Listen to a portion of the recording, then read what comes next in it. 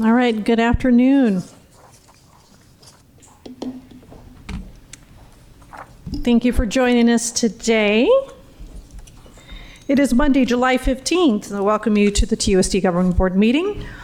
We are 17 days to the 24-25 school year. I can see some excited faces. I'm sure my daughter would give a thumbs down at the moment. But in light of that, and in the spirit of school starting very soon, today is National Give Something Away Day. So I'd like to remind everybody who is listening and who's here in the audience that we've got family resource centers. We've got 4 of them: Catalina, Palo Verde, Southwest, and Menlo Park. We've got, you can donate clothing and whatever items is needed for families that are getting ready for school. We also have the Duffy Clothing Bank, that's just right down the breezeway here. So I just wanted to remind everybody, even if you can't donate today, and I know it's too late, you've got plenty of time between now and school that our families would really appreciate it. So thank you. Okay, so Yolanda, may I have a roll call vote, please? Dr. Ravi? Ms. Shaw? Here. Ms. Ekstrom? Here. Mr. Romero? Here. Ms. Luna Rose? Here. Okay, we have quorum. Dr. Shaw is gallivanting in Reykjavik, Iceland right now, and he will join us at the next board meeting. So congratulations to him and his family for being able to do that. Okay, so now we will go to land acknowledgement statement. We do not have a reader this evening, so I'm going to ask Ms. Ekstrom to read this statement. On behalf of the Governing Board of the Tucson Unified School District, I, Jennifer Ekstrom, acknowledge that the schools, buildings, and facilities of the Tucson Unified School District reside on the ancestral homeland of the Tohono O'odham Nation and the federally recognized tribal land of the Pascua Yaqui tribe. Thank you, Ms. Ekstrom. Okay, so now we are going to the Pledge of Allegiance, and we have 2 students. They are on Zoom. There they are. Okay, so we have Violet and her sister Daphne Paik. Violet is going to be a 5th grader at Sam Hughes Elementary, and I'm going to tell you a little bit about Violet. Violet was born in Boston and moved to Tucson when she was 2 years old. Her favorite hobby is reading, and her favorite books include The Chronicles of Narnia and the Harry Potter series. Mine too. She also loves arts and crafts, and her drawing was featured on the cover of the last Sam Hughes yearbook. Violet also loves music, including playing violin, the recorder, and singing in the Sam Hughes choir. And I do think, Daphne, what grade are you going to be going into? I'm going into 1st grade. 1st grade, oh my gosh. You're such a big girl, so we've got some excited students, 17 days. So Violet, when you are ready, you and your sister can lead us in the Pledge of Allegiance. 3, 2, 1, go. I pledge allegiance to the flag of the United States of America and to the republic of which it stands, one nation, under God, indivisible, with liberty and justice for all. Yay, thank you so much, girls. We really appreciate you, and enjoy the last couple of days of your school year. Bye. Appreciate the hand puppets. That's hilarious. All right, so we are moving on to agenda adjustments. Dr. Trujillo, do we have any this evening? President Luna Rose, we do not have any recommended agenda adjustments. All right. Now we will go into superintendent's report, and again, Dr. Trujillo. Yes, President Luna Rose, members of the governing board, all of you watching us online, all of our wonderful community members here with us at Duffy. Let's talk about student and staff excellence and what we have been up to. So first of all, I want to thank Dr. Lorenzo Lopez. He's our director for culturally responsive pedagogy and instruction in his department, for putting on a wonderful summer conference, the Summer Institute for Culturally Responsive Education. I had an opportunity to stop by there one Friday in early June, June 7th, over there at the University of Arizona's Manuel Pacheco Integrated Learning Center. We had some wonderful speakers. Dr. Leslie Gonzalez, Department Head of Educational Policies and Studies of Practice from the University of Arizona College of Education. And then a good friend of mine, and he's always been a big supporter of the district, the work he does with Boys to Men, Jesus Chucho Ruiz, coordinator for Call to Men, was also one of our facilitators there at the conference. So I want to thank all of the teachers. Had a great turnout, had about 100 teachers coming on out to learn more about everything that the Culturally Responsive Pedagogy and Instruction Department does for our students and the power of our culturally responsive courses available to students.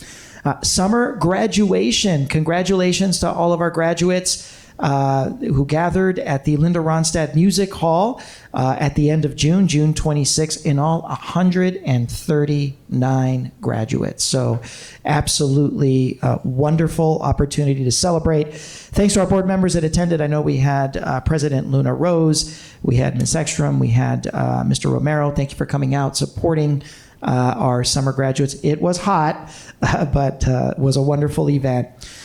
Just last Friday, I had an opportunity to gather my team for our yearly Summer Leadership Summit.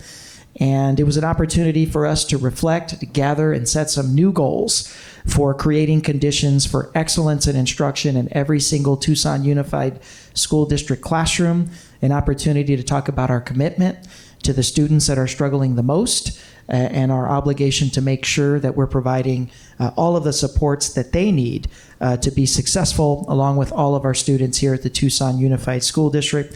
Had an opportunity to review the results of the student, parent, and staff quality survey that's done every single year, look at some of our strengths, set some goals around some of our challenges as well. So I want to thank all of our team members coming together here for our Summer Leadership Summit. And I want to thank our program coordinator for APARS, Asian Pacific American Refugee Student Services Department, known as APARS, as well as our director, Dr. Susan Osiago, and our director for Mexican American Student Services, Maria Federico Brummer, and longtime supporters of the program, McGee Middle School Office Manager Tamara Butler, and of course Dietz Principal Jesus Vasquez, for joining our 12 TUSD students from Dietz, Dodge, Doolin, McGee, and Wakefield, and serving as chaperones for this year's edition of the Tucson Korea Ambassador Program, where over the course of about 15 days, these 12 students had an opportunity to visit schools for students that we previously hosted here from South Korea. When the students came to visit our schools from South Korea, we got to return the favor, and our 12 students visited their colleagues and their fellow students out there in South Korea, stayed with host families, visited South Korean schools in 2 different communities. The names are a challenge for me, so I won't even try, but having made the trip myself, it is a transformational experience for the young people that get to go and experience a different language, a different culture, and a different approach to education. So definitely an amazing experience. I want to thank our staff members for making it a reality, because if our chaperones don't go, we're not able to pull off the trip. And certainly want to thank APARS coordinator June Lee. She's very passionate about this program, a native of South Korea herself, and and also a TUSD parent and employee of many, many years. This is a big passion of hers, and she does a wonderful job coordinating the event, both for travel for students from South Korea into Tucson, and then our own TUSD kids that visit South Korea as well. A friendly reminder to everybody out in the community, Saturday, July 27th is our annual Impact Tucson event. We will be out at Palo Verde Magnet High School Saturday, July 27th, 10 a.m. to noon. Family and community members, welcome. It's going to be resource fair. We're going to have a lot of groups from the community coming on out, providing information, resources to our kids and families. There'll be food, there'll be backpacks, and there'll be lots of water, expecting very high temperatures that day. So if you are planning to come on out to Palo Verde, please be hydrated. Please bring a bottle of water. And we certainly will have water stations available for all of our families there for Impact Tucson. For all of our athletes, I want to give a thank you to Banner University Medicine, Orthopedics, and Sports Medicine. On Friday, July 26th, a little less than 2 weeks, they'll be offering free physicals from 1 p.m. to 5 p.m. at the Colin Jeannie Davis Sports Center.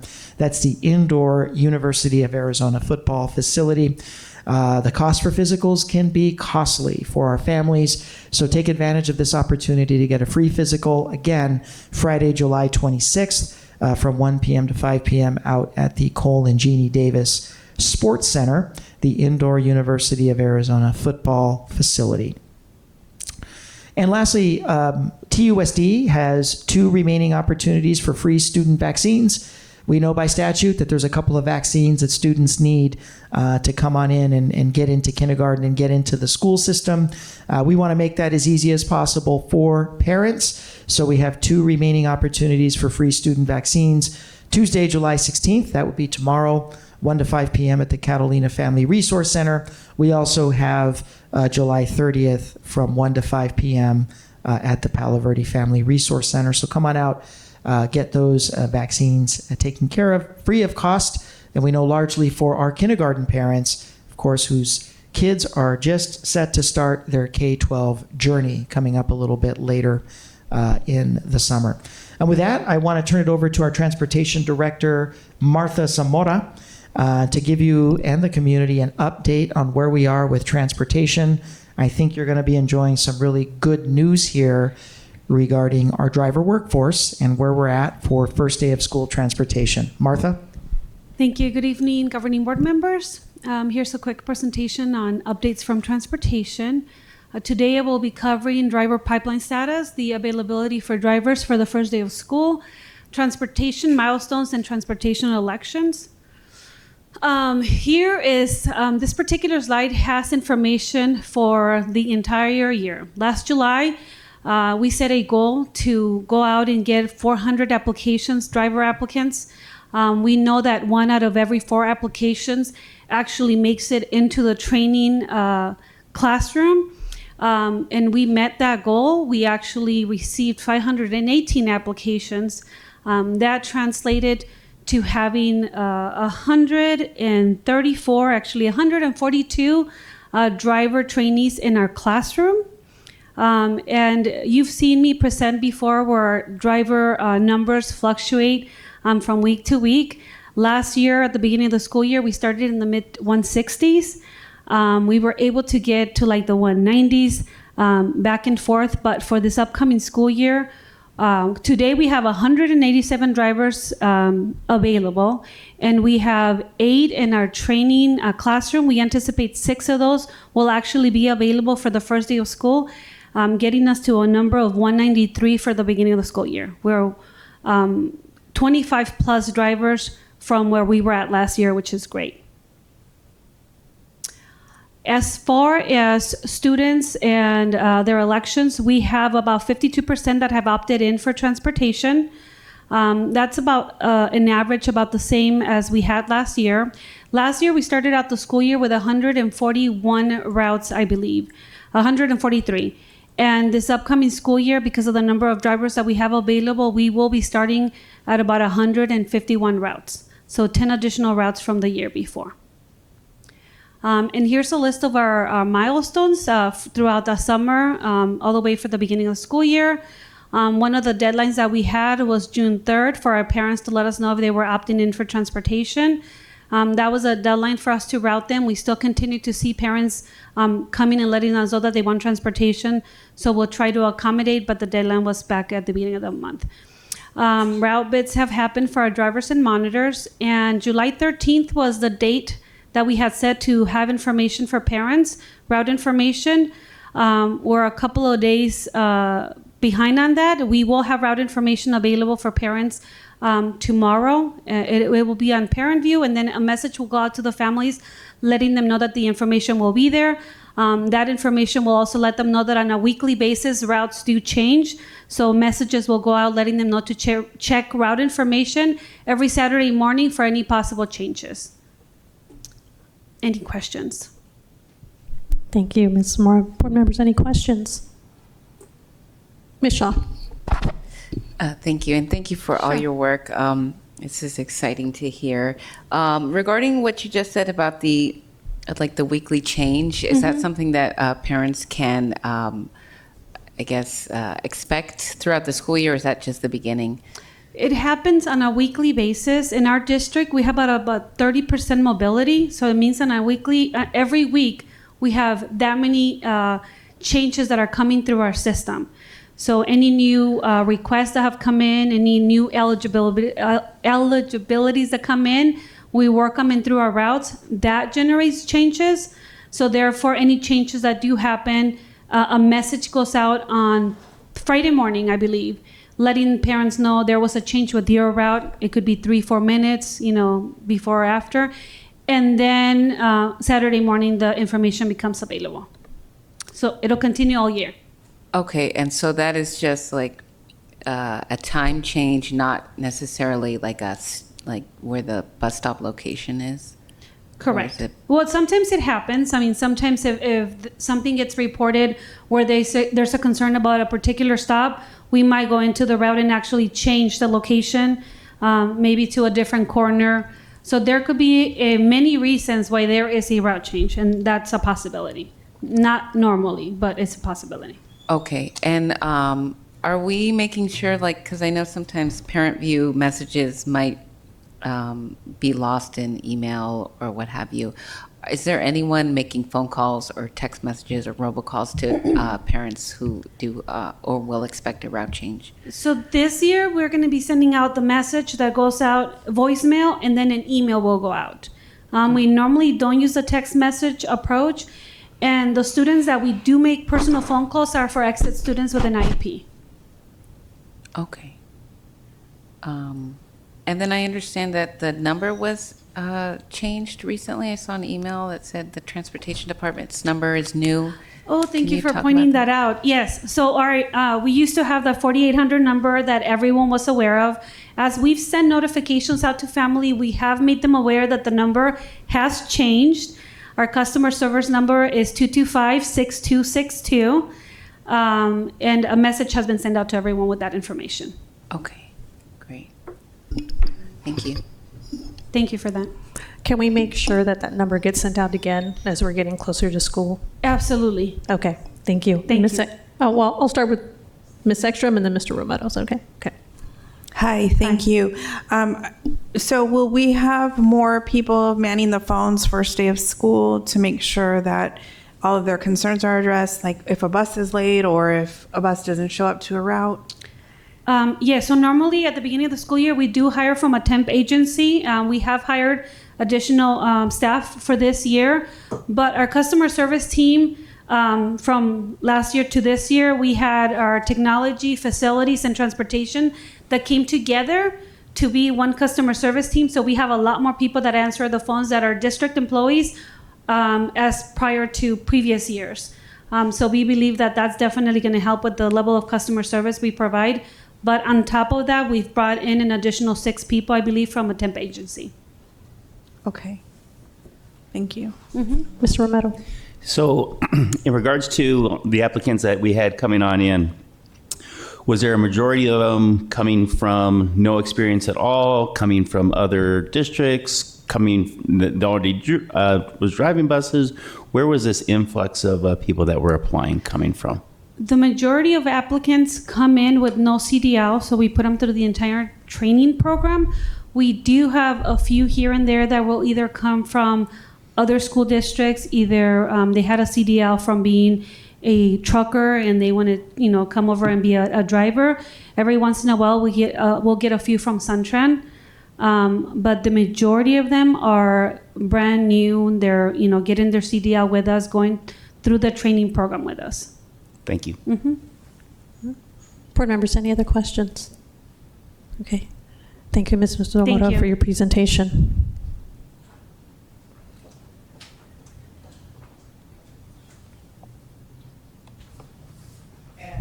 Leave the superintendent's report. Just a word for our families.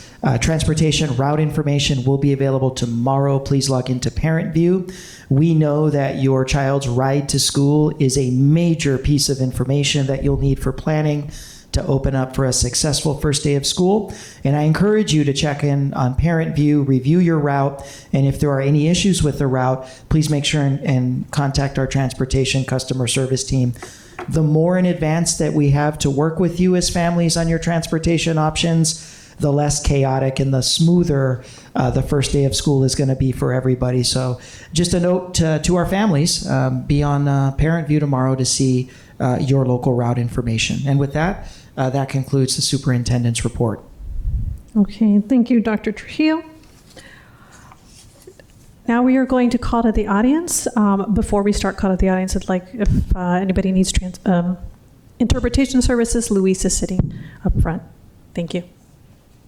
Ms. Ekstrom. Members of the public may speak during call to the audience. The governing board clerk shall be responsible for recognizing speakers and for maintaining order where it may be appropriate. Those who speak in person or want to have their comments read shall email or call the board office or complete a request to address the board form before the meeting. Speakers who have not completed a request form are not permitted to address the board. The speaker must state their full name and topic prior to addressing the board. Speakers are encouraged to be brief with a maximum of 3 minutes. While more than one speaker may speak together in the time allowed, speakers are reminded that they are not allowed to speak more than once, and they may not transfer or delegate their time to others. If there are documents for the board, please give them to the board office staff, and they will ensure each board member receives a copy. Those attending the meeting and or speaking before the board shall observe rules of good conduct. Speakers shall also refrain from inappropriate or slanderous remarks. And because TUSD serves students from preschool through high school, speakers should be aware that there may be children present and listening. At the end of call to the audience, the governing board president will ask if any board member wishes to respond to a criticism, wish to ask staff to review a matter, or wish to ask that a matter be put on a future agenda. No more than 2 members may address each topic. Contents of this card are public information. Our first speaker is Peter Shibuya.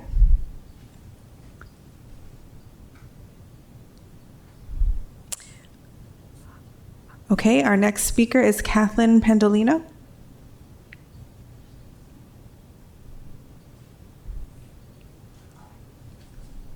I know this may sound a little ridiculous, but I just have a question if some thought could be put into it. But it is to allow lockers again in the schools. My granddaughter goes to UHS, and her backpack weighs 35 pounds between books, binders, laptops, water bottles. And if you watch the children come out of the high school, they walk like this. Their posture is horrendous.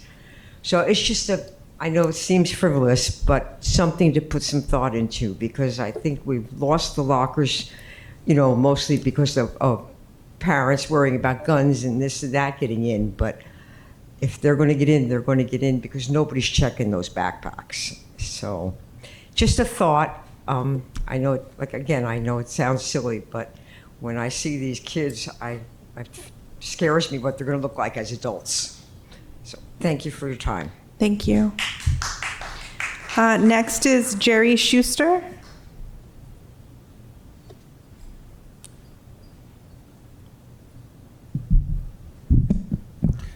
Good evening, Board President Luna Rose, members of the Governing Board, Dr. Trujillo, Councilor Ross, and staff. Once again, I thank you for this opportunity to speak before you. My name is Jerry Schuster. I'm a substitute teacher with TUSD.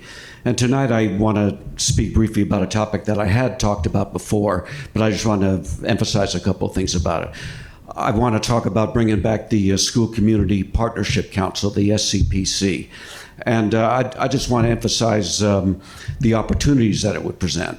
And one example of an opportunity which didn't come about because of the SCPC, it came about on its own accord, but it's an example of something that could be brought about more frequently if we were to bring the SCPC back, is I'm thinking about the grant that we got from Sprouts Farmers Market.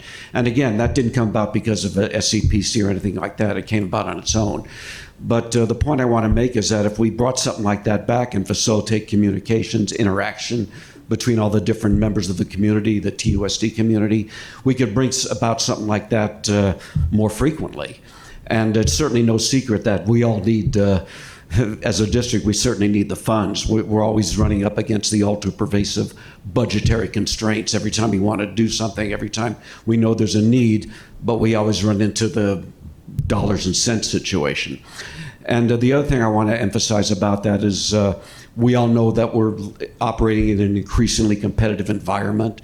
And by having something like this, where among others, parents could actively participate, I feel that would certainly make us that much more competitive, because now parents would feel, hey, I have an input, I'm interacting with all these other entities, and that certainly couldn't hurt. Every competitive edge that we can get would certainly help. Again, we're existing in a very competitive environment, and any way we can get more grants, more dollars, would certainly be of enormous benefit.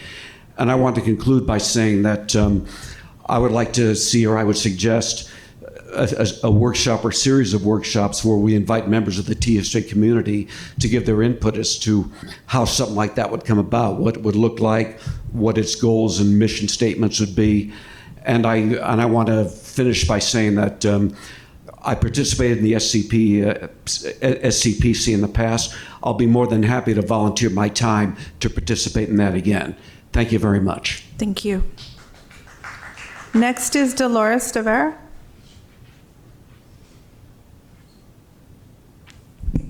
Hello, everybody. Happy July. So on May 21st, about 24 of my substitute teacher colleagues came into this room and presented to you the names of about 200 substitute colleagues who told you that we would like to have TEA negotiate a contract, or we would like to negotiate a contract through TEA.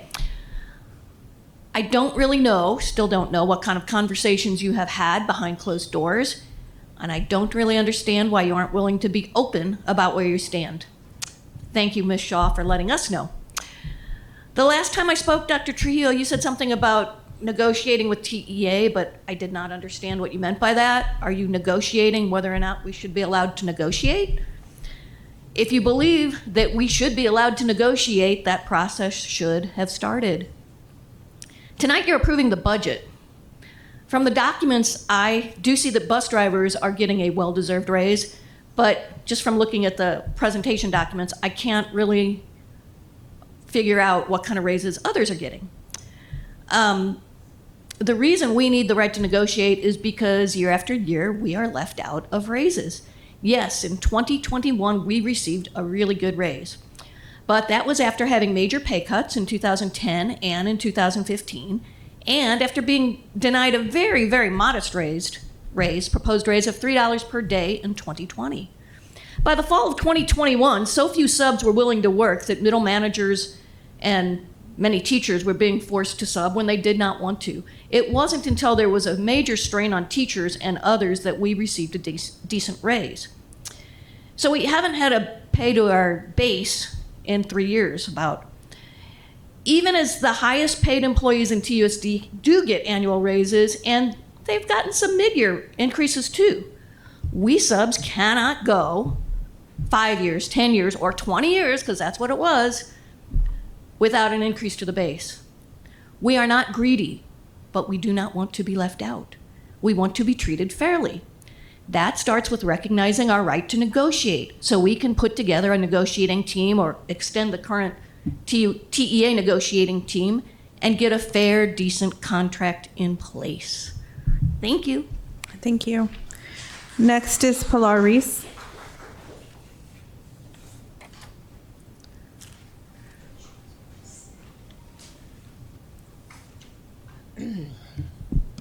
Good evening. So my name is Pilar Costa Ruiz, and I want to echo a little bit about what Dolores said. I know that many of you, and thank you, Sadie, for speaking out in favor of labor, have had labor endorsements, so I don't understand why you are not supporting labor. As a Teamster, I would support labor, and as labor endorsed candidates, you should be supporting labor, period, vocally. I want to speak in favor of 7.5. The Bond Oversight Committee, I would like to think, was created as a Citizens Oversight Committee to oversee how the money was spent from the bond, which is a huge amount of money, as we all know. And it's really important in order to rebuild, maintain trust and transparency in the district, that conflict of interest doesn't exist. And that there's a good feel on the committee. You know, I watched the Bond Oversight Committee, part of it, the last meeting, and I was quite horrified at how the chair made a public attack at one of the members of the committee. A really good human being was pretty much accused of being a really bad human being. I took great offense to that as just a citizen. I also observed things that may not have been inappropriate, but they had the appearance to have been inappropriate, where the board liaison was texting on this side of the room and the chair was texting on this side of the room, and it could have very, very easily been interpreted as if the communication was between the two. Not saying it was, but the appearance didn't look good. You know, the people who were picked for that committee, I would like to think were picked so that they could ask questions, so that they could request transparency, not rubber stamp. I don't believe that there is a time limit to how much time staff needs to spend to produce documents that are requested. Since when is there a time limit on being transparent? What is too much transparency? There should be no such thing. TUSD needs to be transparent, needs to be accountable to the citizens. Questions should be asked and they should be answered. Thank you. And that concludes our call to the audience. Thank you, Ms. Ekstrom. Board members, any follow-up to any of our speakers this evening? Ms. Shaw. Thank you. And thank you to everyone who came to speak today. In response to Ms. Catherine, who requested that we utilize our lockers again, I did put it on a future agenda, like way back when another community member asked the same question. I think it's really important that we do pursue the use of lockers at schools, and perhaps it can be merit-based. I know lockers haven't been used in a long time. Some of them are not functional at this point. Some are, many are, I assume. And so I hope that we can put that on a future agenda so we can explore that at UHS and other middle and high schools. So thank you for your advocacy with that. And thanks also to Mr. Jerry for your work previously on the School Community Partnership Council. I wonder if we could put that on a future agenda also, because I think from your last comment about that many weeks ago, and the information that you sent me about this council, it seems like it was a great thing in the past. And I know there's a lot of community members who, not just parents, but business owners who want to get involved in our district. And I think we should give people the opportunity to help us work better. So if we could get some information on that council's previous work and maybe explore it on a future agenda, that would be great. To Ms. De Vera, thank you again for your advocacy with subs. I hope we can get have that conversation about subs joining the union as soon as possible because you all do deserve to be under a union. And thank you, Ms. Ruiz, for your advocacy for our different board committees. Thanks. That's it. Thank you. Mr. Romero. I too would like to, on the locker topic, to make sure we get that put on a future agenda too, please. Thank you. Anything else? Mr.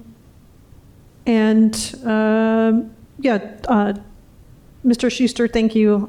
We really appreciate you coming to every meeting, and I once a long time ago was also on the school committee partnership council for just a very brief time. So if that's something that we could bring back, or at least explore and see. I never understood why they went away, and I understand the district, evolves. So that would be good. And again, thank you to everybody that spoke this evening. And just as a personal aside, as a mother of a daughter who is a junior, I understand the backpack issue. So thank you for bringing it to our attention.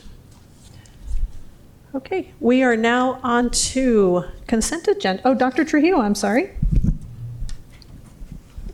Yes, President Luna Rose, just a couple of responses. The board, of course, did provide us direction on the substitute teacher request. So I will ask our Director for Employee Relations and our Human Resources, our Human Resources Chief Capital Human Resources Officer to interface with our subs with regard to those next steps. And then with lockers, we'll certainly, 2 items. We'll certainly all schedule an exec session item for any legal liability issues, and then we'll do a public item with regard to cost and potential policy.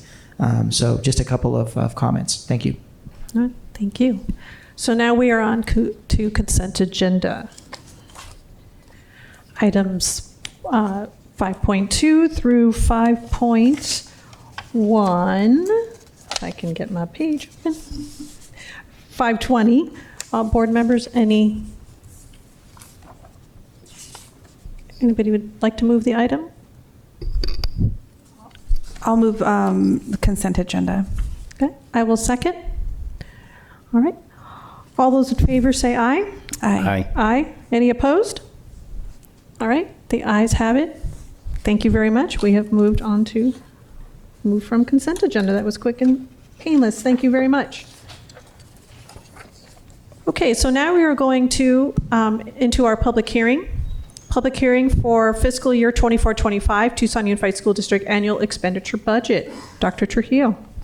Yes, I would like to welcome our Chief Financial Officer, Mr.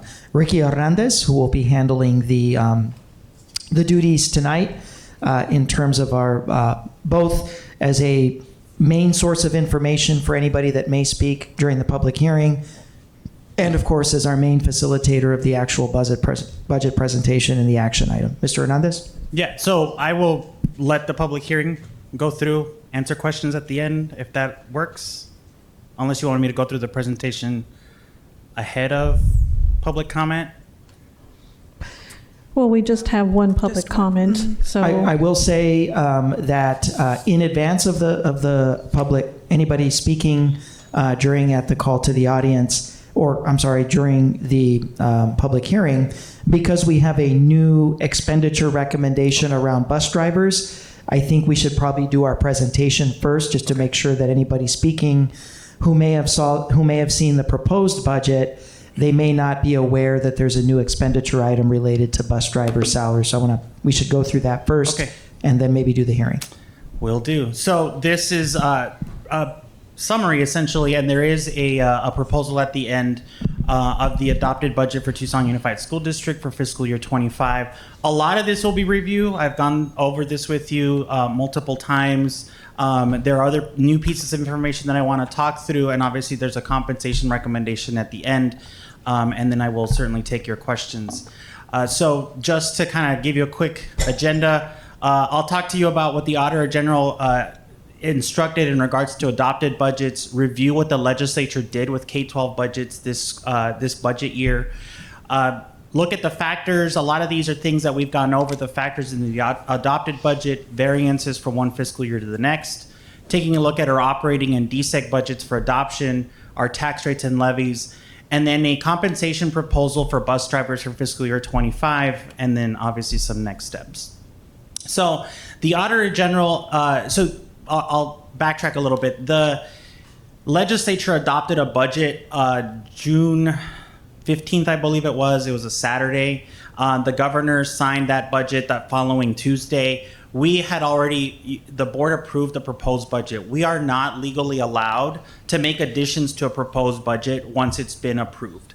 However, we are allowed to revise our budget by September 15th. So what you will see here today is essentially an identical budget limit to what you saw in the proposed budget that you saw at the beginning of June.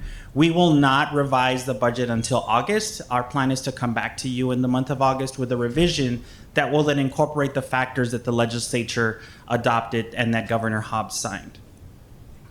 But, and I won't call this a quick rundown, but this is a rundown of essentially the impact of the K-12 legislative budget changes. Again, the general fund budget adopted on the 15th of June and Governor Hobbs signed on June 18th.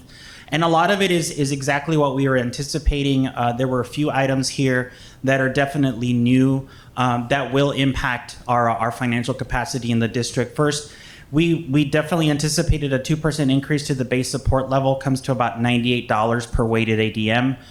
That is an estimate that we've been carrying all along, since that is based on the inflation increase that we've seen, and that certainly has exceeded that 2%.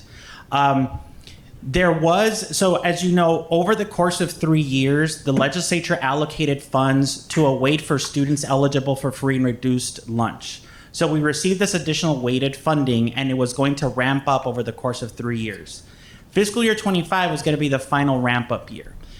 In order for them to save funding due to the deficit that they have, they turned the ramp up year into a one-time allocation.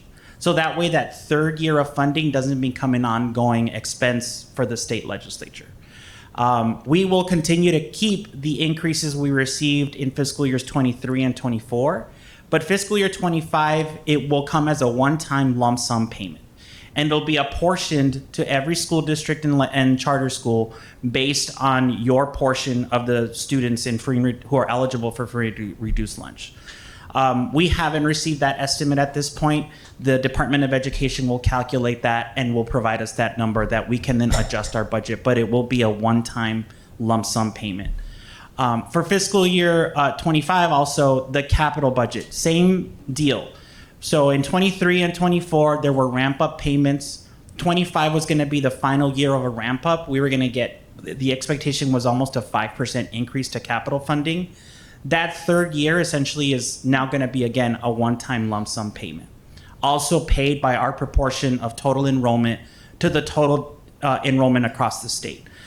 We haven't received that number right now, but it should be noted that essentially, unless the legislature funds this in fiscal year 26, once those dollars are either spent, they're spent, or whatever's left over will carry forward. But essentially, it is not a repeating funding source until, I believe, the intent in the legislation is fiscal year 27. So not at least for another 2 fiscal years. So that capital is definitely an issue that we want to focus on, and the fact that we have a sizable population of students eligible for free and reduced lunch, that certainly has an impact on our ability to increase our budget for those students. Same level of funding for building renewal. We bring a lot of those building renewal proposals to you. It is level funded. There was a grant for consumable art supplies. Our district did take advantage of that grant, and we received, Dr. Ashcraft's department received a significant amount of money to be able to provide consumable art supplies to teachers across the district. That was reduced by about a third. There was a program, an incentive program for teachers who had students in dual enrollment. Those are students who are getting both college credit and high school credit while enrolled in the district. There was a stipend that was paid to those teachers if those students successfully completed both the high school and the college course. That program was eliminated in its entirety. So there will not be an incentive going forward. Same thing with, there was a dual enrollment tuition incentive program that allowed students who wanted to participate in that same program to receive essentially an offset to the tuition that they were paying to the community college. That was reduced significantly from 15 million to 3 million. And essentially it will reduce the amount of money and the amount of students that will be supported by that dual incentive or that dual tuition incentive. The college credit by examination incentive program was reduced by about half. So we get a certain amount of dollars depending on the school, depending on the count, depending on how many free and reduced lunch students we have at those schools, for students who pass advanced placement and international baccalaureate tests for college credit. There is an incentive that is essentially paid to the school, and then it is also paid as a stipend to the teachers who taught those kids. That program was cut by half, so we can safely assume that we will be reducing the amount of funding that will be available to schools, and therefore the amount of funding that will be available to provide those incentives to those teachers. A highlight, this is something that we put out through our through the support of Tri-Advocates, our legislative advocacy group. This now allows, the legislature allows the use of litigation recovery funds to be spent on remediation for litigation for any M&O and capital purpose related to that remediation. And once that, essentially that remediation is spent, you can spend anything that's remaining on any M&O and capital expense. So essentially they removed the limitation that only allowed us to spend litigation recovery funds on legal services. We can now spend them to remediate whatever the litigation was for. And one just kind of quirky one that will impact us going forward is school boards are now required to offer contracts on or after March 15th. So not before, not soon. That came through. I don't know what essentially that does. Our HR and employee relations people can speak better to that, but that certainly has an implication on how we budget going forward. So kind of a rundown, nothing very exciting, more depressing than anything, since there were a lot of significant cuts to K-12. So what does that mean? These are the factors that we talked about back in the month of June. The budget that we are adopting, that are presenting for adoption today, includes all of these elements right now. We don't expect, obviously, some of the things that I talked to you already. We expect the base support to increase. That free and reduced lunch eligibility amount will come as a stipend or come as a one lump sum payment. Same thing with capital. We will definitely lose that one-time allocation of $10.8 million. That was one time. It is non-renewal. And we currently still have a projection of 1% ADM decrease built in to the budget adoption. We'll know post 40th day exactly where we land if we need to make any revisions up or down going into the December revision. This is essentially what you've seen before, the budget variances between fiscal year 25 and 24 for all the elements that make up both M&O and unrestricted capital. They remain consistent to the presentation from the month of June, a reduction of about $15 million in M&O and about $13 million in unrestricted capital. Those gaps obviously will close up once we bring in the dollars from the new legislative session. Same thing, operating budget. This is the entirety of our operating budget, $688 million, a decrease of about $72.3 million from the revision we did in May. Most of that is essentially moving dollars out of capital into M&O, the loss of a lot of M&O dollars because of that one-time payment. ESSER will be closing up here September 30th. So there's significant chunks of dollars that are in there that will no longer be available going into fiscal year 25. The one significant, obviously, highlight here is the ramp up of bond building dollars. We're expecting to spend upwards of $35 million, so that's about a $20 million increase to our revision from last fiscal year. So that is one positive highlight that we should see going forward. Desegregation, you've seen this chart as well before. These are the variances between the adopted and the revision from May compared to in all the various USP categories of the desegregation budget. You can see where dollars have moved. As I repeated before, the statutory limit of DSEG is $63,711,047. And that is a combination of both M&O and capital DSEG funding for those activities. Can't spend more, can certainly spend less, but it doesn't carry forward. So just that's also to kind of remember, which is why we always balance to zero, $63.7 million being the maximum. You've seen these tax rates and levies. They remained essentially unchanged. There are no expectations that we will be making any additional changes. Like I said in the past, our commitment to the voters of having a debt service tax rate of 41 cents is one of the primary goals in this year's tax rate and future tax rates and levies. And that is essentially the commitment that we're making to the voters. The debt service is really the only tax rate that is increasing out of all the different tax rates in Tucson Unified. 41 cents, we're going from about 38 cents to about 79 cents. That is exactly what we committed to voters that we would be doing, is increasing the tax rate by $41. On the left, you see an example of what that looks like for every $100,000 worth of a home. There aren't very many homes worth $100,000, but we use that kind of as a flat way of giving the taxpayers in the community a sense of what that means potentially for their homes. Overall, it's about an $18 increase for every $100,000 of a home's assessed valuation. Okay, so this is the new slide, the new proposal regarding a compensation increase for bus drivers. So the administration is making the request that the board, as part of this budget, authorizes to increase the hourly starting rate for bus drivers and lead bus drivers to $21.33 an hour. The current entry rate is $18.97. Now this is post training. Okay, while we have individuals who are in training, they earn a lower rate. But this is fully certified, whether they're non-CDL or CDL, but they're eligible to be fully school bus certified to drive, $21.33. Now, to address compression amongst bus drivers, we're recommending an increase of 5% to those drivers who make above $21.33. So if you're making $22 an hour, it's going to be 5% increase to that 22 to create separation.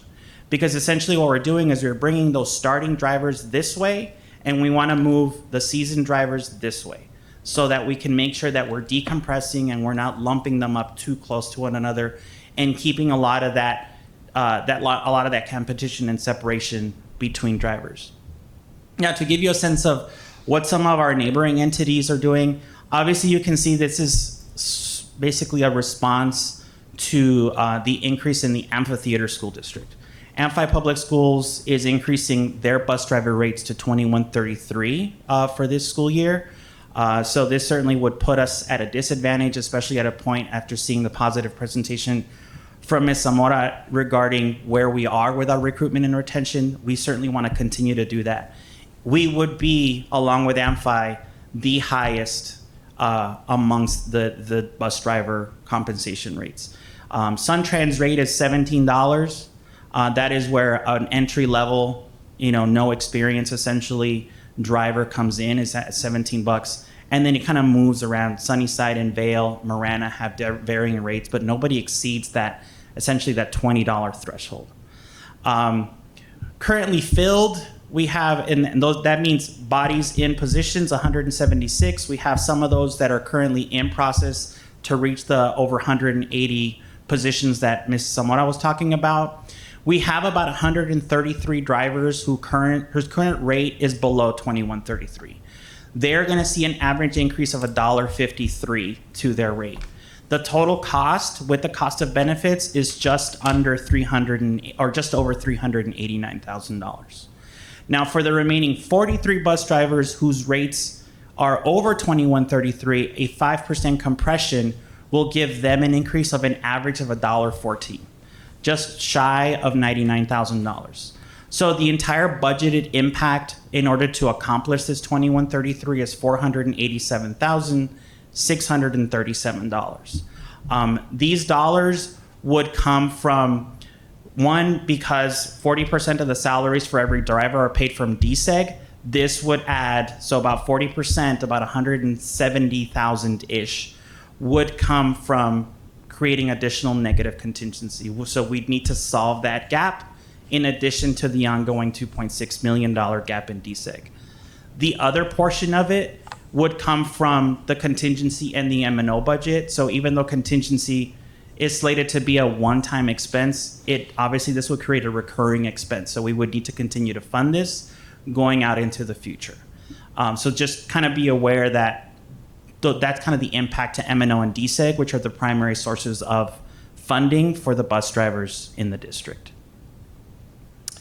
So next steps, if you approve today, the budget needs to be submitted to AD by the 18th. We will start recalculating the budget limits based on the new fiscal year 25 general fund.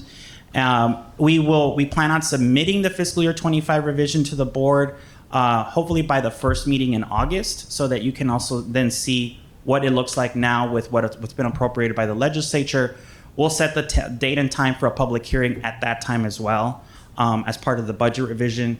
And as part of the budget adoption, we would implement these new rates for bus drivers effective immediately. Any questions? Thank you, Mr. Hernandez, for the presentation. Board members, questions? Ms. Shaw.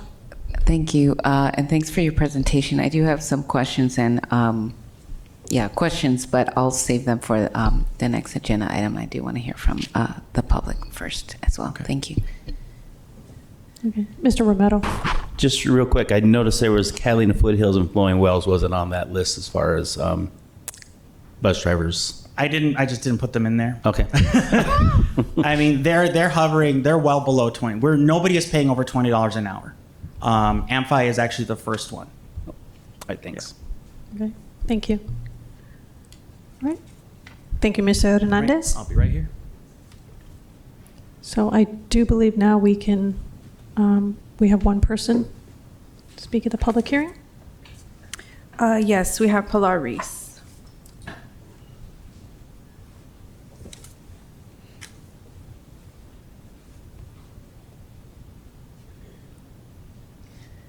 Good evening, I'm Pilar again.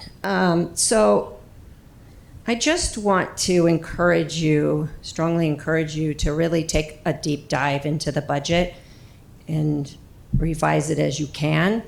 In 2009 to 2010, we had an enrollment of 60,000 students. 10 years later, we have maybe 40,000. If we keep on that trajectory, in 10 years from now, in 2034, we're going to have 26,667 students. At some point, we have to take a realistic look at the budget and make some unpopular cuts. And I would encourage you to stop pushing it off and kind of do it now, but not do it on the backs of our students and not do it on the backs of those who are on the ground helping our students. So none of the staff that works with kids, they are the ones that our kids need. But, we've almost always been in a budget deficit, but I would tend to say probably every single year.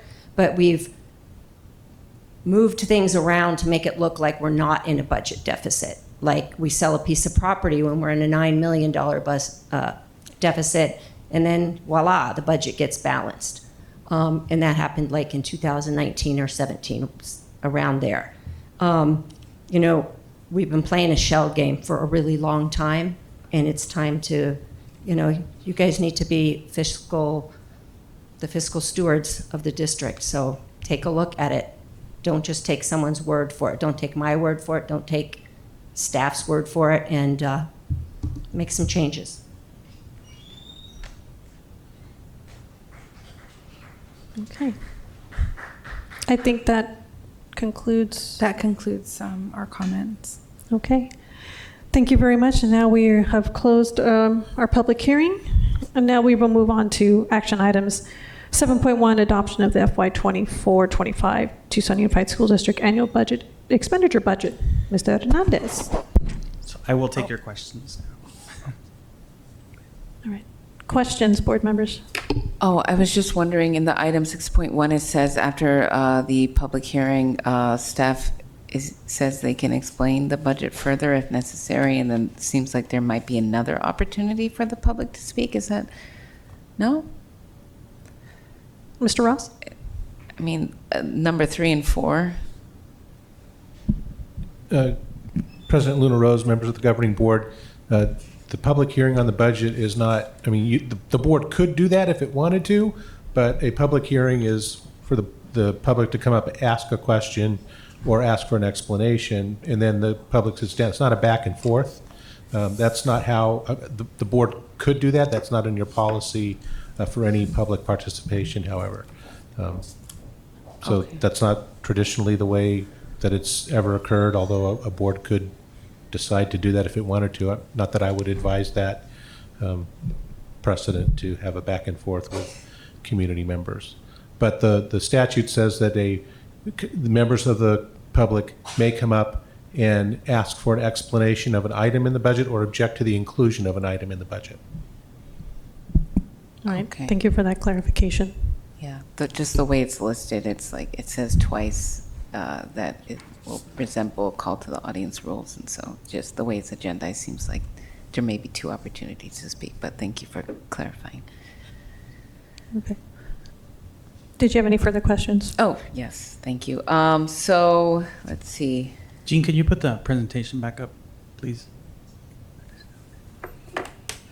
So first off, you mentioned the free and reduced lunch allocation, and I was just curious, are we asking parents to let us know if they qualify for free and reduced lunch during the enrollment process? Yeah, there is a survey as part of the registration process within Synergy that through Parent View. That survey allows parents to essentially respond to a salary survey that is related. That's a Title I survey, which is kind of an alternative. Because we're now a CEP district, we're no longer taking free and reduced lunch applications. So this is the alternative that gets used for us. But because we are a CEP district, what ADE will use is they will use the count that's already there, that's been reported since March, I believe. And they will carry that forward for 5 years. So we recertify every 5 years, so that number essentially is good. We still collect that salary, that income eligibility information through the registration process when parents register. So they will see that. Okay, thank you. And then you mentioned that with this current budget, we're not seeing the 2% increase until the revisions. Is that right? Yes. Yeah, because if I put it in there, it would increase M&O by whatever that amount is, and you're not allowed to increase between the proposed and the adopted. But that's why we're allowed to do a revision. So we'll bring a revision in August that will then take into account that additional capacity. I see. Okay. Thank you for clarifying that. All right. Thank you. Mr. Romero. So just going back on to the bus drivers as far as that question.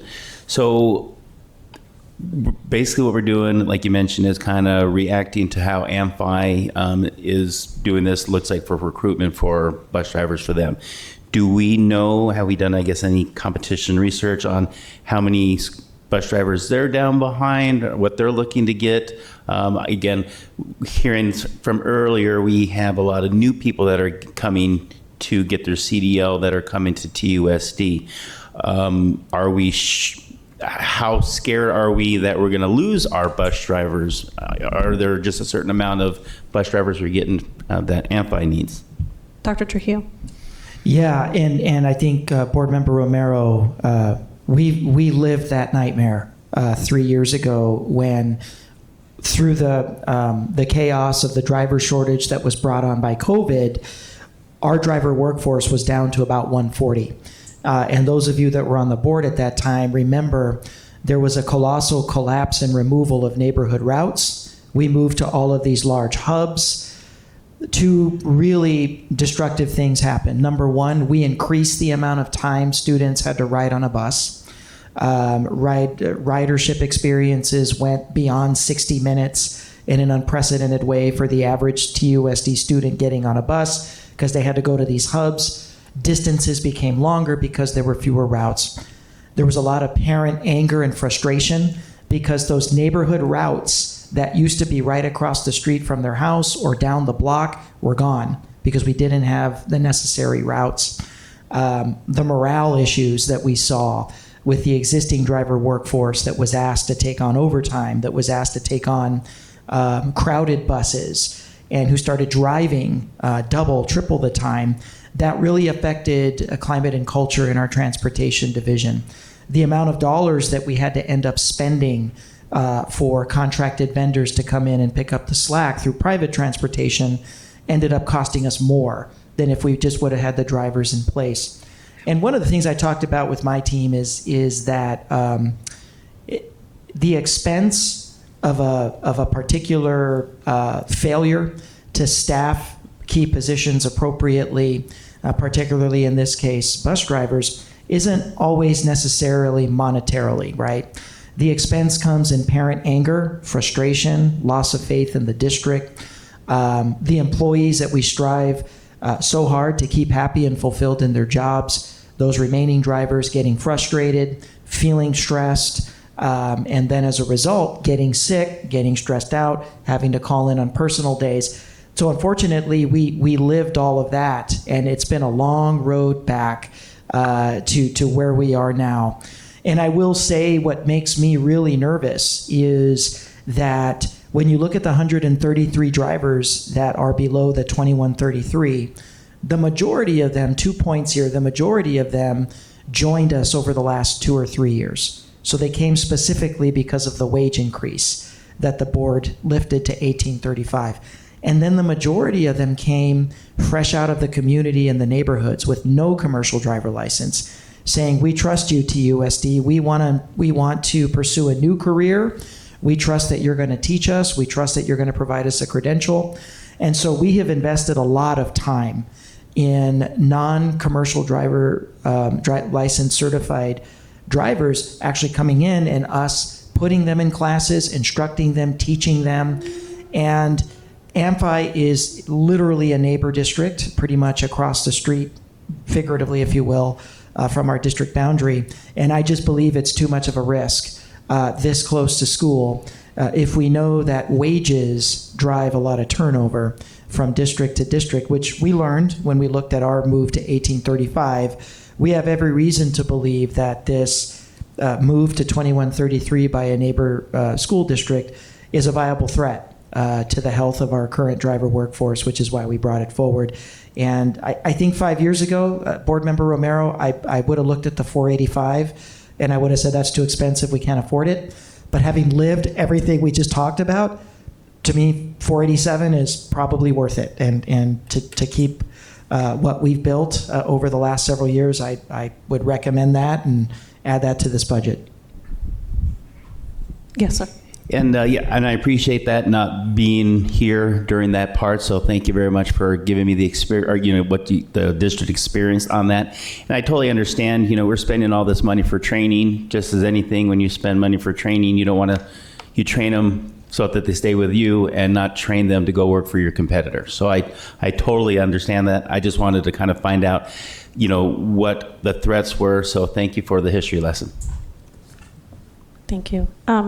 So I just want to make a comment. I was on the board when we did that, and that was right after I got on the board, and it was a tough time, and a lot of parents reaching out to, I know at least me, and I'm sure Ms. Shaw and Dr. Shaw about that time, and very, very upset, especially about towards the beginning of school. So those were hard decisions. I would hate to see us go back. So I'm in complete support. I see our friends from ASME here tonight, so thank you for coming. I think this would be obviously another boost to morale, and also a commitment to the community and to our bus drivers. So I am in full support. Ms. Shaw.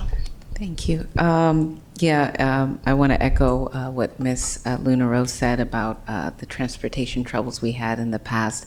I know it's very difficult for us here on the board. I can't imagine how it was for staff on the ground who had to experience all those hubs and, the unrest with the community. And so I am also in support of this increase, but I do wonder, like the decompression of 5%, like I wonder if it's enough, because I see that we have 43 bus drivers who are over that amount, 43 of 2133, and for those bus drivers who are under it, like they're going to be getting on average $1.53 increase, but our most veteran drivers will on average be seeing a $1.14 increase. And so I wonder, if that's enough, if we're going to have some unrest, if the decompression of 5% is enough for our veteran drivers, and if you can break it down, how much that 5% decompression is, like how it translates in steps or years served, like. So every step that we have, or every grade I should say that we have, that when we did an original decompression, you got 1 year of experience for every grade. So you moved up, right. And I believe it was up to 10 years that you were credited with. When we came back to you in 2023, I believe, to do decompression, we focused on 5%. So we purposely then created 5% between all of these different steps and created left the 1% across all the different grades. So we wanted to keep that standardization of 5% in the bus driver schedule like we have in all of the schedules.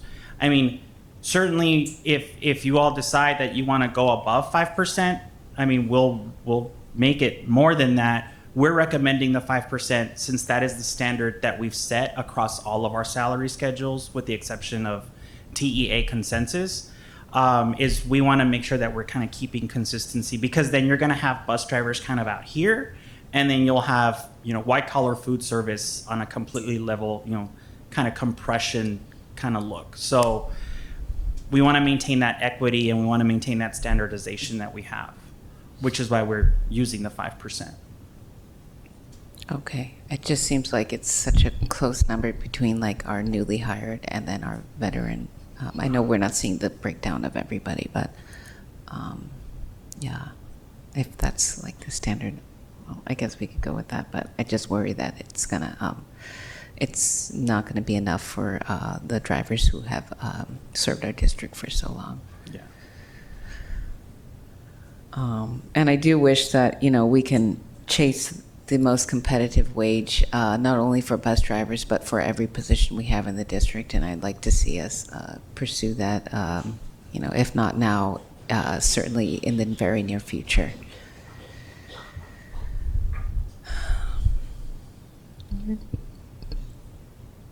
Board members, any other questions?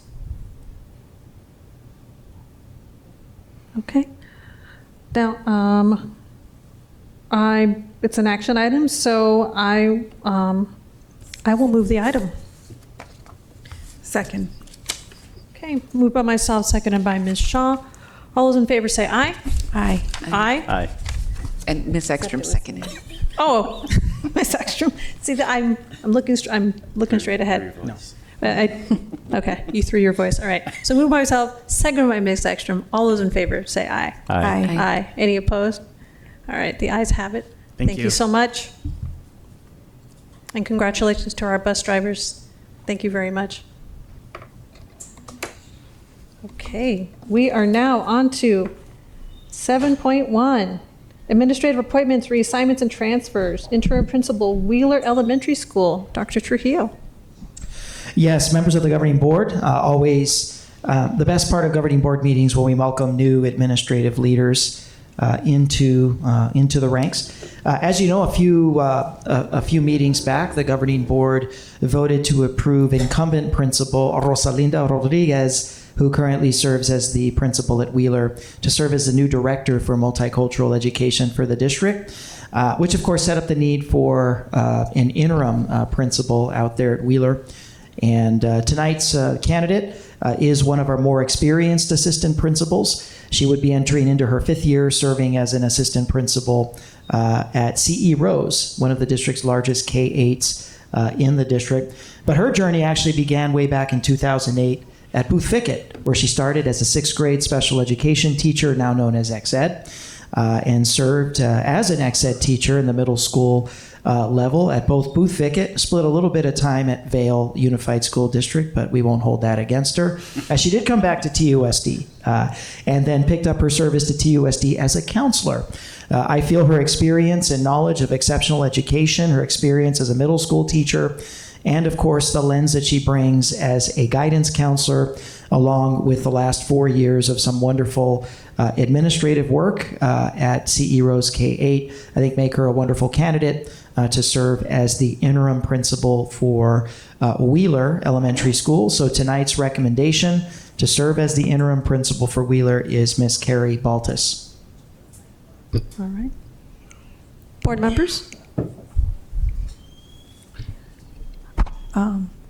I would like to move to approve Carrie Baltus to serve as interim principal of Wheeler Elementary School. Second. All right, moved by Ms. Ekstrom, seconded by Ms. Shaw. All those in favor say aye. Aye. Aye. Any opposed? All right, the ayes have it. Congratulations, Ms. Baltus. If you want to come up and say a few words.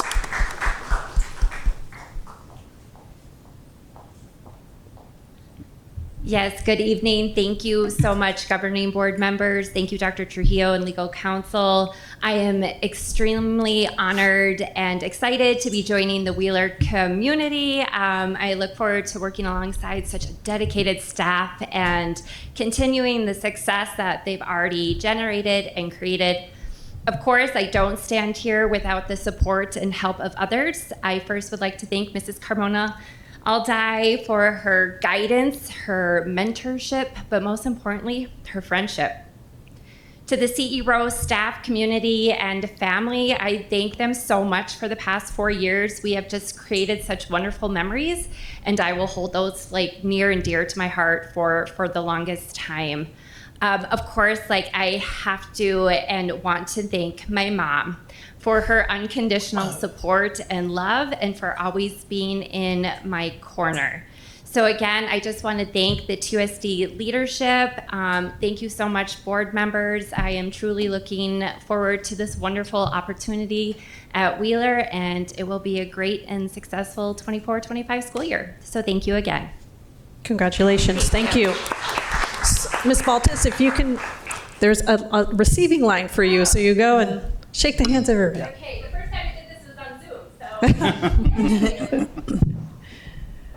Okay, congratulations again. So now we will go to 7.3, administrative appointments. Interim principal, Mansfield Middle Magnet School.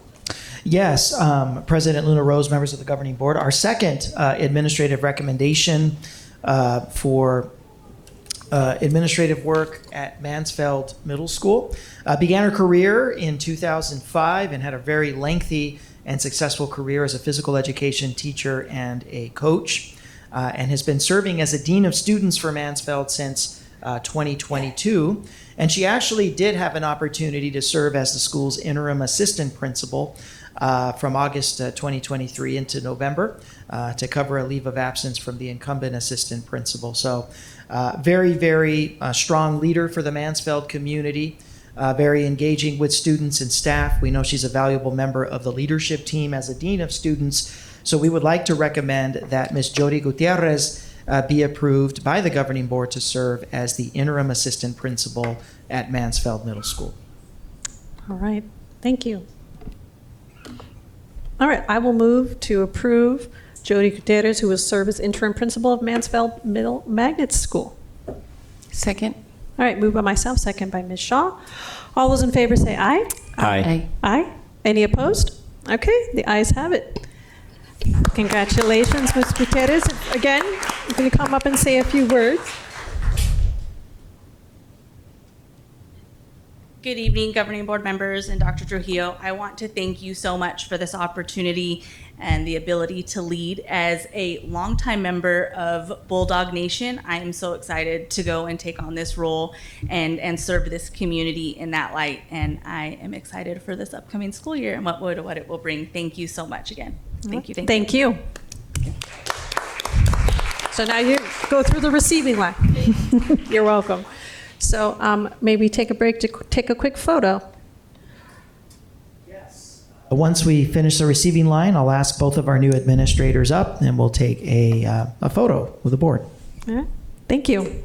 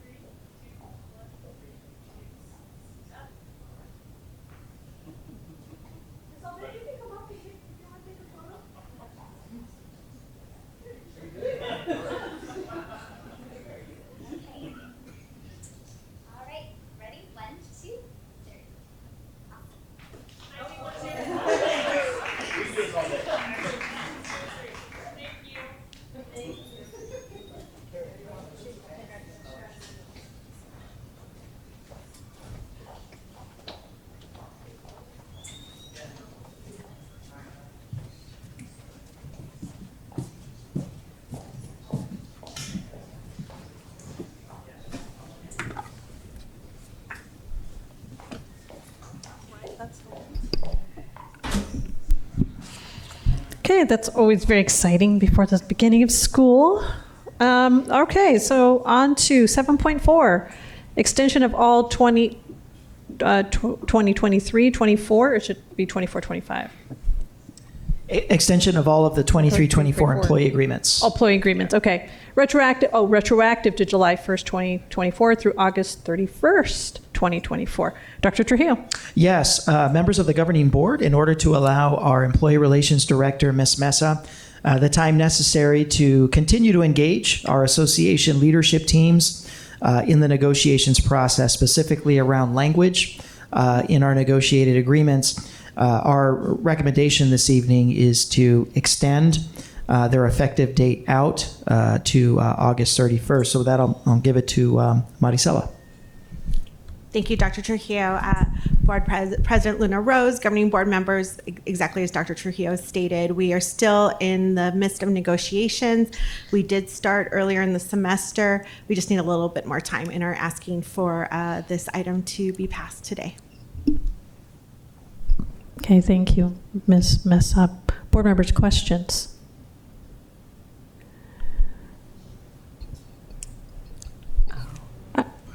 Well, I do have a question, actually. So after August 31st, I mean, that will be the deadline? There won't be another extension? That's or always, could there be? That's always the hope, but we are working diligently to not be in that position. Okay, thank you. Ms. Shaw. Thank you. Can you speak to the subs joining TEA? Is there anything you could say about that? I cannot speak publicly as to negotiation conversations. I see. Okay, thank you. Okay. All right. Board members, any other questions? Okay. I will move the item. Second. Okay, moved by myself, second by Ms. Ekstrom. All those in favor say aye. Aye. Aye. Any opposed? Okay, the ayes have it. Thank you, Ms. Mesa. Thank you. Okay, now we are on to 7.5, approval of the Bond Oversight Committee Charter. I do believe I can turn this over to Ms. Ekstrom. Dr. Trujillo, is that okay? All right, Ms. Ekstrom. Thank you. So the Bond Oversight Committee, everyone on the committee was able to give input into this draft charter. Mr. Ross did meet with members and answered various questions, and this is what was approved at our last meeting. Okay.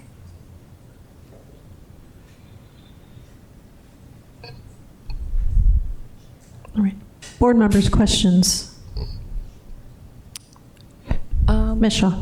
No question, just a comment. I just want to thank Ms. Ekstrom and the committee members for doing their due diligence on this charter. I know it went back and forth, I think maybe 2 different meetings, and so I just appreciate their hard work on this document. I will concur on that. I know that it's been some long meetings for the committee. So, and to those who are serving, thank you for sending in your resume and application and wanting to do this. It's a big project, but something I think the board and the district should be proud of, and overseeing funds that will beautify our schools. I know that there's already bonds that have been starting to be used, and we're starting to see those at different sites across the district. So it's very exciting, and I'm glad to see this go through, or come to the board, I mean. My only question is, maybe it's more of a procedural one for Mr. Ross.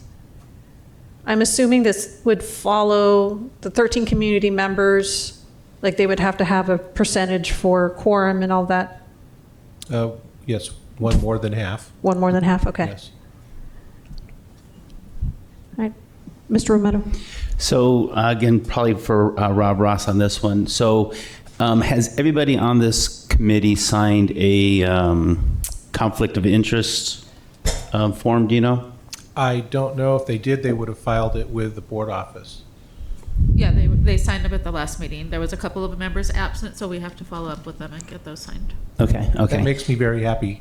Thank you for asking that question. Oh my gosh. We got to keep us clean here. And then my other quick question, one of the things, again, is the process for requesting district information. I did watch the other board meeting. One of the things that I don't like is that it looks like it gives the chair and the vice chair, authorization to, if someone requests some information, that the committee, they can override it real quick by just them deciding yes or no. Again, it was mentioned earlier regarding transparency on these types of things.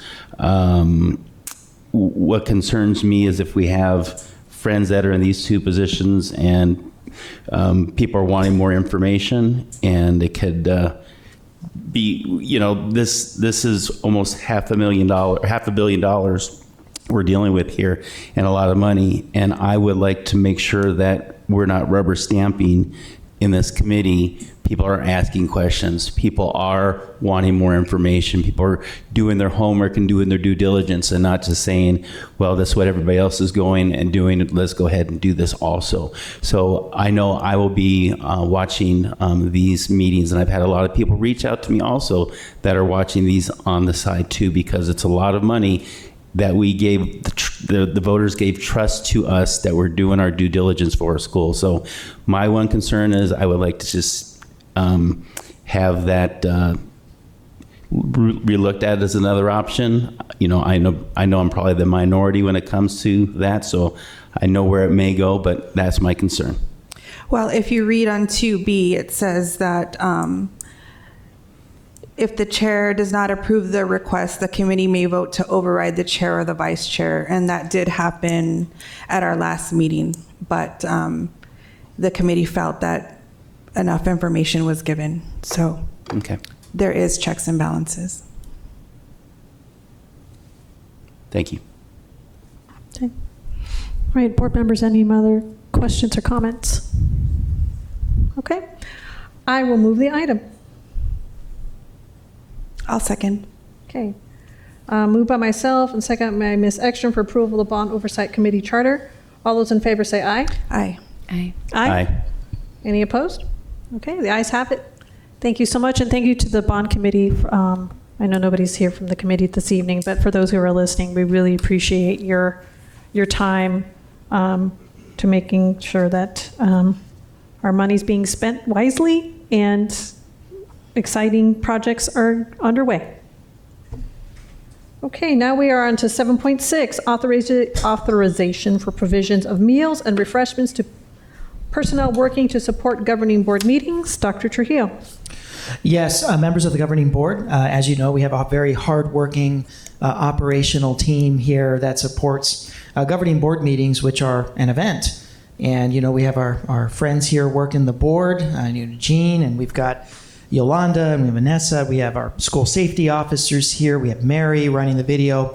And so really what this does is, and then other nights we see Kevin, your authorization tonight would allow for meal service, specifically dinner, for our operational team here at Duffy, facilitating these governing board meetings.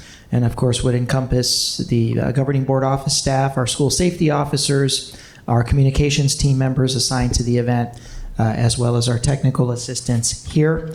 As we did last year, our funding source to be able to provide meals, we're going to be using rebate funds, and we do receive a certain amount of funding back from vendors that we do business with as incentives. So we usually use all of those dollars in support of students, field trips, fees, other types of expenditures that we can take care of for students.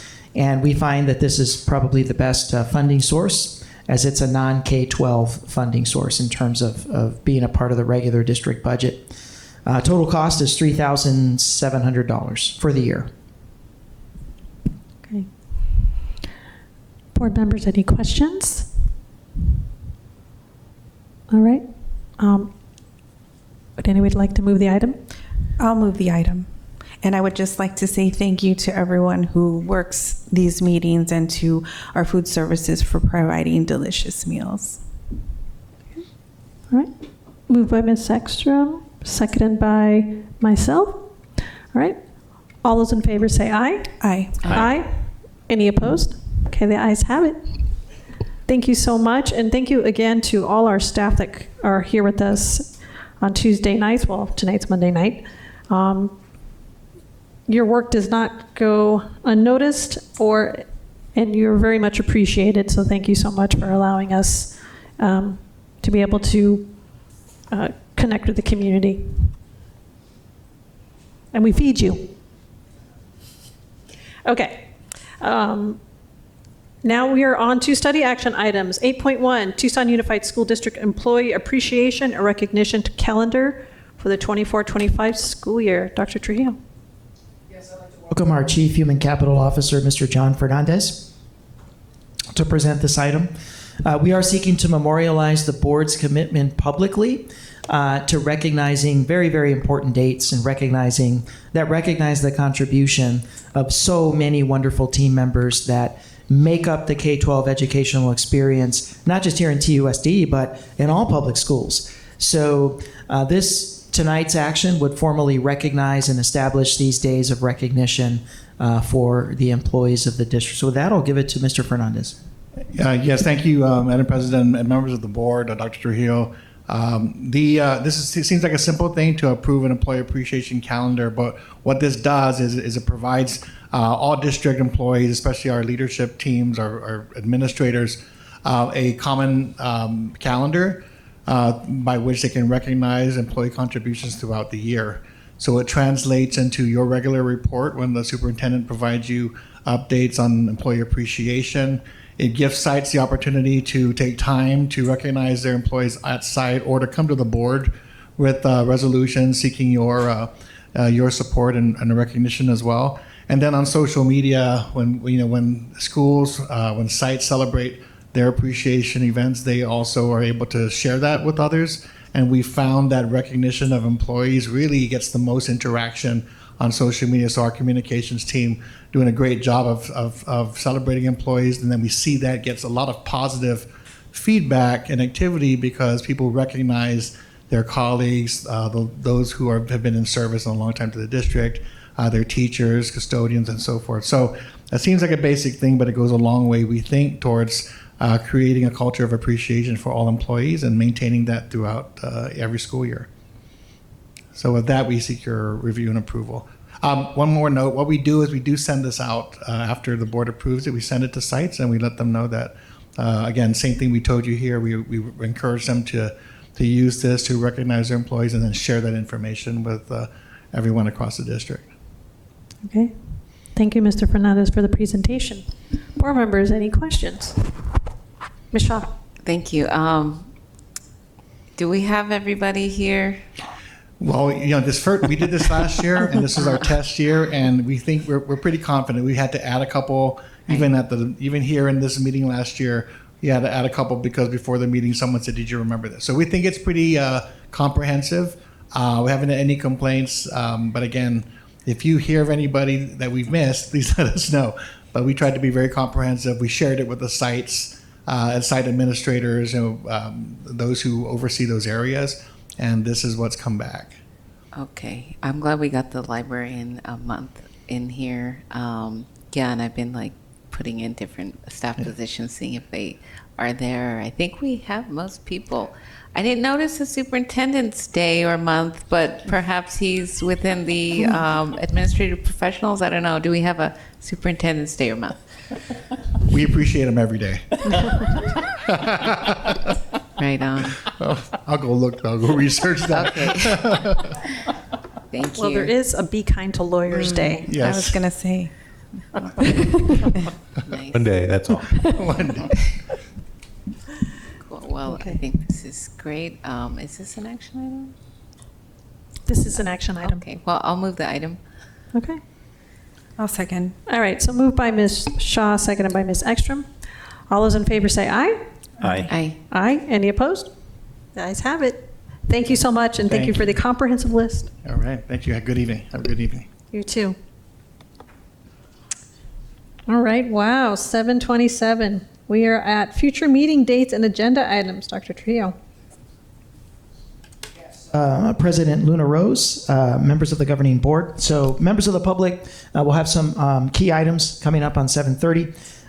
We will be bringing forward an item requested by Board Member Romero, Board Member Shaw.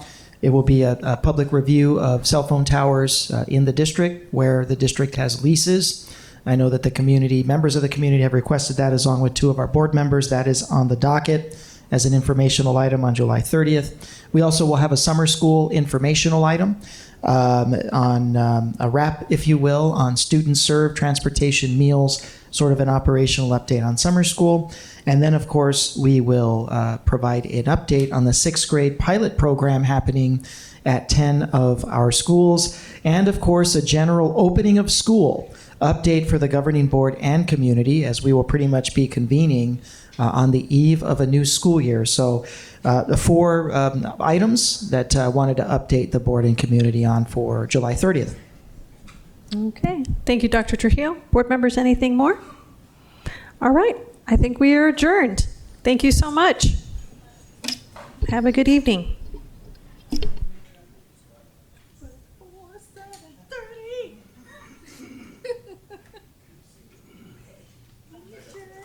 7:28 in the PM.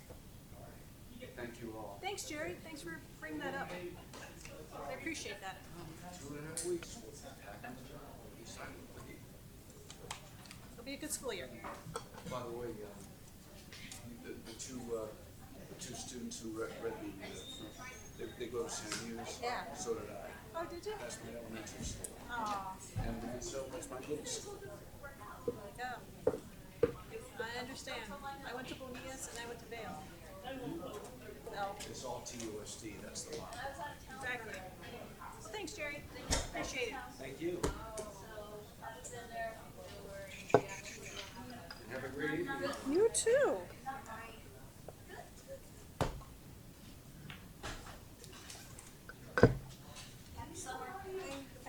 Hi, Dolores. So just let you know, I do support you guys and what you're doing, just weeding through negotiations and whatever that they're talking about. We're not privy to those conversations.